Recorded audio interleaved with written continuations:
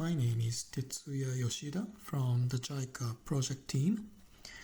In this presentation, I'm going to explain how we would like you to proceed with the exercise session in this training course.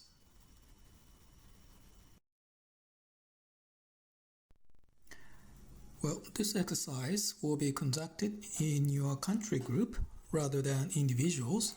So if possible, please gather up in one location on a specific day and time, which may take you about 3 to 4 hours.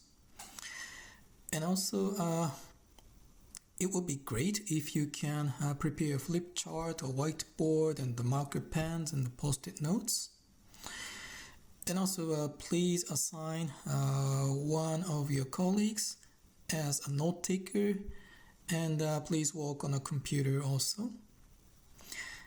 And if some of your colleagues cannot come to the venue, please arrange for a meeting via Skype or Zoom. And please make sure you check your country's strategy documents on climate change and also the topic of this training course, because this is where your initial idea should come from. And you can see the list of potential climate change strategy documents of your country, like a National Adaptation Plan, Nationally Determined Contribution, and Biannual Update Report. So the first thing your team will do is to identify an idea or a problem which should be solved from your national climate change strategy documents or the sector documents that has not yet been developed into a project. And please make sure to incorporate at least one of the adaptation and mitigation options that you learned in this particular training course, which are listed in this table.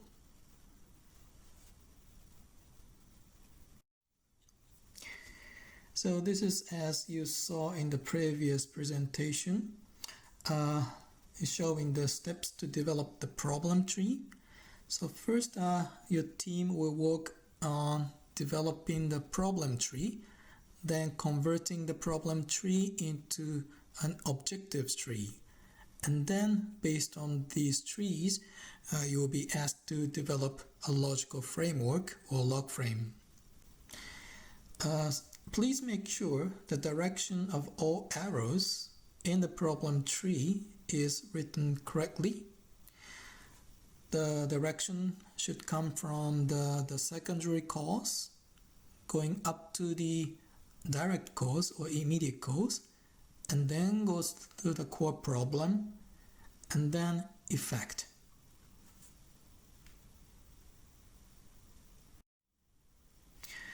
So this is the example of the problem tree taken from the GIZ, the report. So in this example, the core problem is identified as the decreased food availability, and then the cause of the this core problem were identified two causes. One is the low agricultural production, and the other is the decline in natural food sources. And then the direct causes are divided by indirect causes, such as low yield, decline in agricultural area per household, and ecosystem degradation, an increase in population, and so on.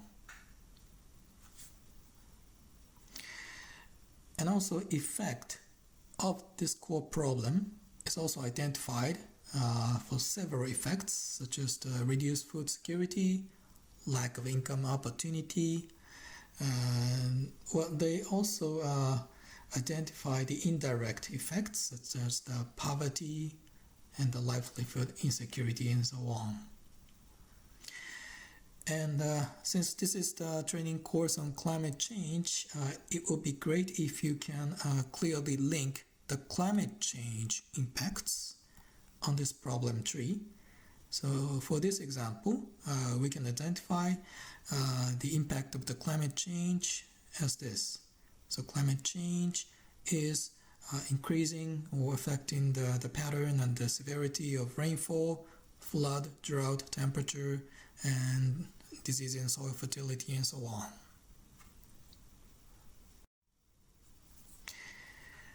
So the second step in this exercise is the convert the problem tree your team just developed into an objectives tree. So please arrange your means, desired result, and positive outcomes into an objectives tree. And then please put your problem tree and the objectives tree side by side and discuss among your team if you have missed anything.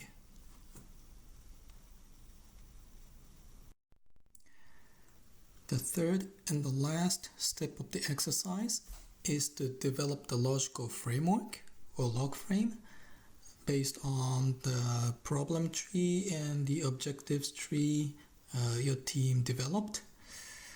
In this exercise, we're going to use the logical framework template given by the Green Climate Fund or GCF. So the first thing you want to do is to go to the link shown here of the GCF and select applicable project outcomes and indicators.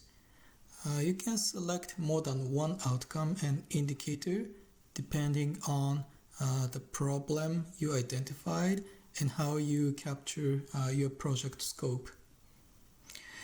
And then please try to fill up the logical framework starting with the outputs and then goes to activities and inputs. One thing I'd like to highlight here is please don't be confused with output and outcome. An output is what is achieved or delivered by the end of the project, while an outcome is the longer term result of those outputs. And if possible, please try to show the climate rationale behind your project logic. And the storyline is based on climate data and climate science would be great. For example, if you can provide some scientific evidence such as climate change models that are showing the increasing frequency or intensity of the cyclones in the project site, etc. Here are some of the tips I would like to share in developing a strong logical framework. In the activities section, please make sure to include the activities that deliver tangible outputs. For example, installation of specific adaptation technologies or construction or rehabilitation of infrastructure. So activities that strengthen the enabling environments can also be included, such as the establishment or enforcement of the local national policies, laws, regulations, and standards, or institutional arrangements.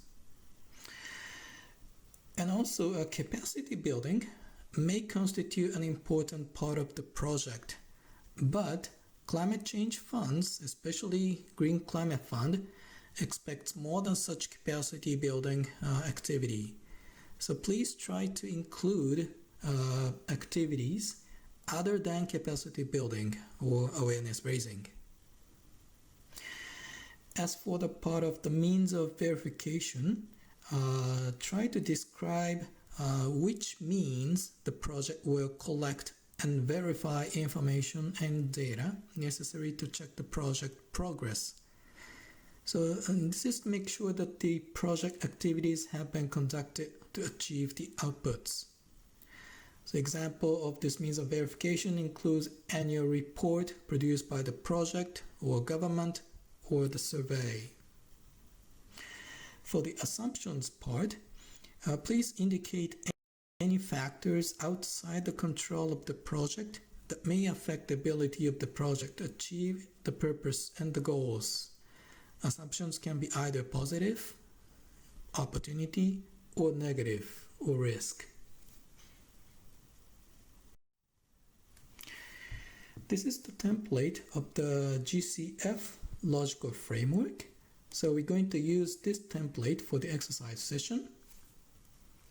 It consists of the project outcome.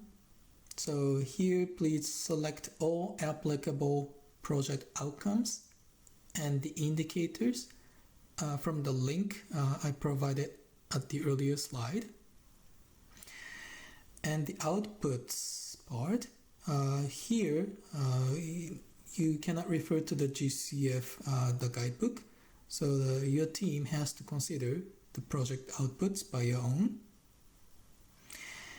And then goes to activities part and the inputs to enable the activities. So please complete and submit the following exercise outputs to the organizer for review and a comment, which we're going to provide during the virtual consultation sessions. So the problem tree and the objectives tree in the PowerPoint format and the logical framework in the Word format.